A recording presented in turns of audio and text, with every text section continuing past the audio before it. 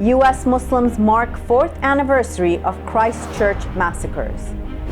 U.S. academic says war on terror exports Islamophobia. Justice for All says Islamophobia has led to genocide. French Muslim professionals leaving over Islamophobia. Fears of U.S.-Russia clash beyond Ukraine rises. 21 GOP reps support bill to execute those who have abortions. Oklahoma Muslims call Muslim Day at state capitol happily boring. And a special report on the 4th anniversary of the Christchurch mosque shootings.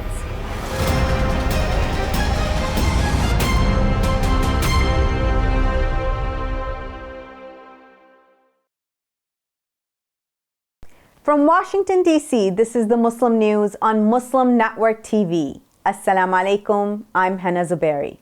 Our top story tonight. American Muslims held a week-long campaign on Capitol Hill marking the 4th anniversary of New Zealand's Christchurch massacres. On March 15, 2019, a white supremacist gunman stormed 2 mosques in Christchurch, New Zealand. He killed 51 worshippers during Friday prayers and injured 40 others.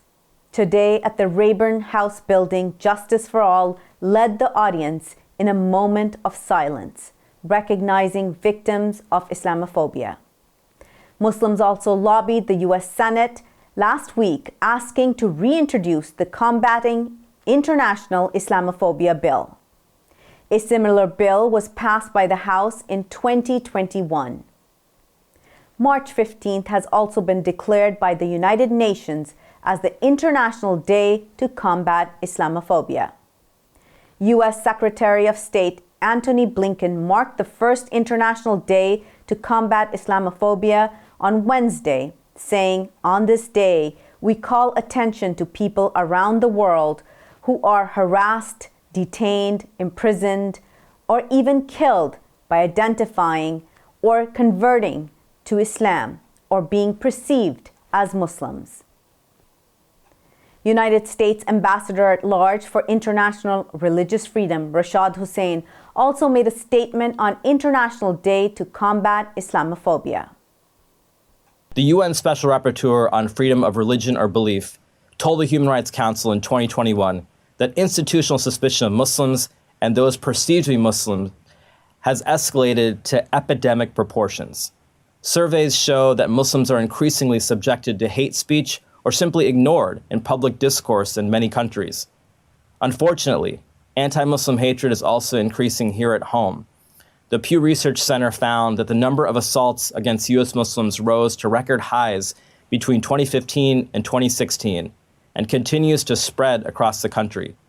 82% of U.S. adults surveyed recently confirmed that Muslims face discrimination in the United States. My office will continue to do whatever we can to fight this type of discrimination.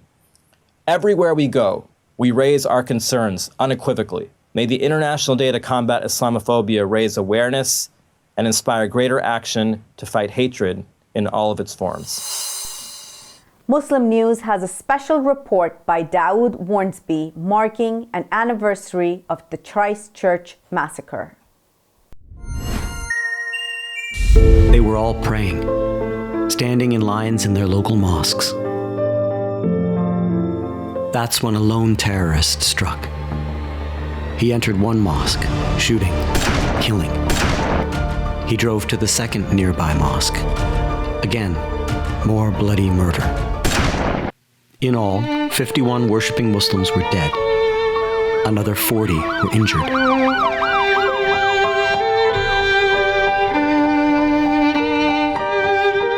It was March 15th, 2019.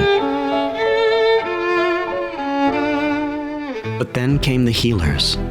Jacinda Kate Laurel Ardern, the Prime Minister of New Zealand, hugging traumatized community members one by one, adorned in a scarf out of respect for the survivors.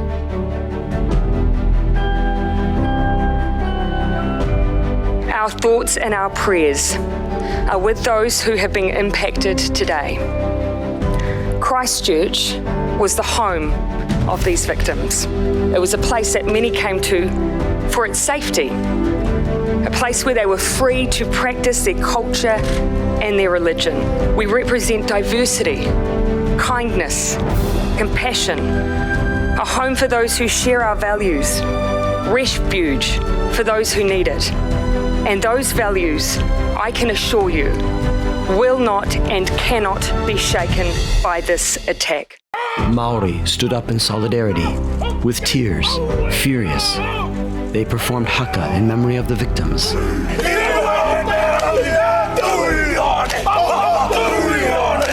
Students followed them. It looked as though all of New Zealand was standing up in solidarity. The Muslim world responded. Pakistani Prime Minister at the time, Imran Khan, stood up. All Muslim countries stood with him. He presented a resolution to declare March 15th as the International Day to combat Islamophobia. It took 3 years. India and France criticized the effort, but finally, the United Nations unanimously passed the resolution. It declared March 15th as the International Day to combat Islamophobia. Back in New Zealand, 4 years later, Islamophobia is worsening. Still, there is no law protecting Muslims or any other religious group from hatred. Its laws do protect based on skin color, race, ethnicity, or national origin, but not religion. The government did propose to include that, but it failed on the account of freedom of expression. Hate still thrives. The government itself reports that Islamophobia is rising.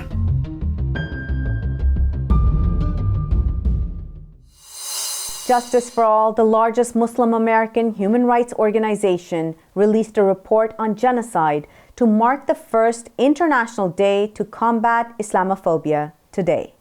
The report documents cases of 4 communities: Uyghurs in China, Rohingyas in Burma, Muslims in India, and Muslims in the Central African Republic. The U.S. has already determined that Rohingya and Uyghurs faced genocide. In the case of Indian Muslims, the Justice for All report refers to the Early Warning Project of the United States Holocaust Memorial Museum. The museum has warned of high-risk mass killings occurring in India. Lawyer Arsalan Suleiman, who argued the Gambian case in the International Court of Justice on behalf of Rohingya, addressed how Islamophobia led to genocide in Burma. Omar Qanat, executive director of the Uyghur Human Rights Project, said Islamophobia is government policy in China. Professor Todd Green, executive director of America Indivisible, discussed the global forces driving Islamophobia. Imam Abdul Malik Mujahid, president of Justice for All and the executive producer of Muslim Network TV, launched the report. A U.S. academic says that the United States has exported Islamophobia globally. Khalid Ali Baidoun, an author researching Islamophobia in the United States, told Anadolu Agency this week that the 9/11 attacks were a turning point. The professor at Wayne State University School of Law said that the U.S. government laid out a new framework for Muslim identity with the rhetoric of the war on terror. He pointed out that before 9/11, Uyghurs living in China were not defined as terrorists, extremists, or those affiliated with transnational terrorist networks. However, this new American language of terrorism has equipped the Chinese government with unlimited power to neutralize the Uyghurs as if they were terrorists. The same applies to India, Burma, Sweden, France, the United Kingdom, and the whole world, Baidoun said. A mosque in San Francisco's East Bay area was broken into for the 4th time in less than 6 months. Leaders at the Walnut Creek Islamic Center said police are investigating but have not found any suspects. Operations manager Tariq Al-Dardiri said both he and the police believe that the same person is behind all 4 break-ins. The suspect wore a mask but was still caught by dozens of security cameras throughout the facility. The first break-in occurred on September 19th, then twice in January, and again on Saturday. Anyone with information about the break-ins has been asked to call Walnut Creek Police. A sharp increase in discrimination against French Muslims is seeing an exodus of highly qualified Muslim professionals. 5 million French Muslims constitute the largest Muslim minority in Europe. A new study by the University of Lille revealed that highly educated Muslims are leaving France in large numbers. They're seeking better job opportunities in the United Kingdom, the United States, Canada, and Dubai. After interviewing over 1,000 Muslims who left the country, the study found more than 2/3 reported that they moved to practice their religion more freely. 70% said they left to avoid racism and discrimination. Shumirun Nisa, a British Muslim comedian with more than 7 million followers on TikTok, is under attack. This is for criticizing an American non-binary activist. Her car has been vandalized, and she's now worried about an attack on her children as her address was doxed. The clash began last month when Nissa called on Jeffrey Marsh to stop telling kids to chat with them on Patreon without their parents knowing. Stop telling trans people that we're inspirational. Stop telling kids to go on your Patreon and chat to you privately without their parents knowing. Nissa, who wears a hijab, has said people called her transphobic and attacked her religion. She also said photos of her without her hijab have been posted online without her consent. 21 GOP representatives support a bill to execute those who have had abortions. Details after the break. Stay tuned, and we'll be right back after these messages.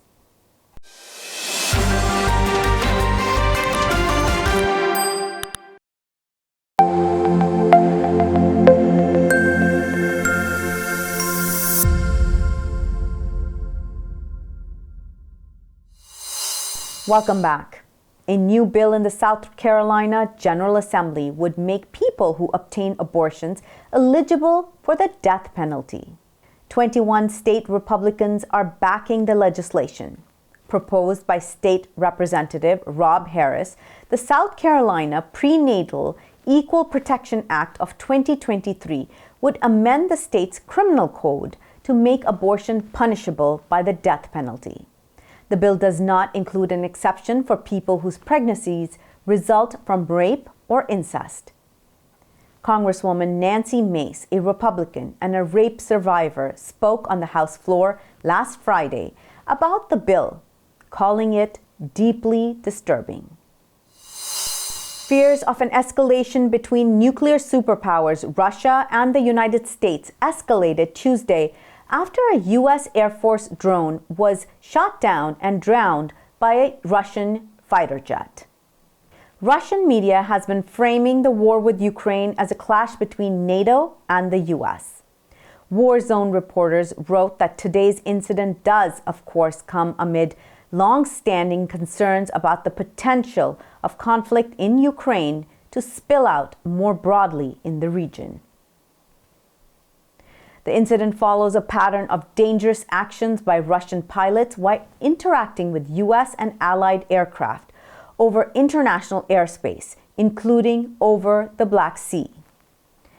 Meanwhile, in the U.S., Florida Governor Ron DeSantis says that support for Ukraine is not vital for national interest. On Tuesday, Moody's announced that it lowered the outlook to negative for U.S. banking system from stable. The decision came quickly after the Federal Deposit Insurance Corporation took control of the assets of Silicon Valley Bank and the Signature Bank in less than 1 week. Moody said that the Fed's monetary tightening is expected to continue, which would deepen challenges at some banks. Harris County Sheriff Ed Gonzalez reported that a 3-year-old girl accidentally shot and killed her 4-year-old sister in Texas on Sunday. That was just days after President Biden signed a new executive order to curb gun violence on Tuesday. Biden increased the number of background checks for arms sales, amongst other actions. The news comes as President Biden visited a predominantly Asian Southern California city where a mass shooting took place earlier this year. Biden's action further directs the cabinet to report on how the federal government can better assist communities affected by gun violence. The president asked the Federal Trade Commission to study and report on how gun manufacturers market firearms to minors. The family of a black man found dismembered in Taylorsville, Mississippi last November is calling for a federal investigation. The remains of Rasheem Carter were found in a wooded area near the city. Carter's mother, Tiffany Carter, said her son told her in a phone call before he went missing that he was being chased by 3 white men in trucks.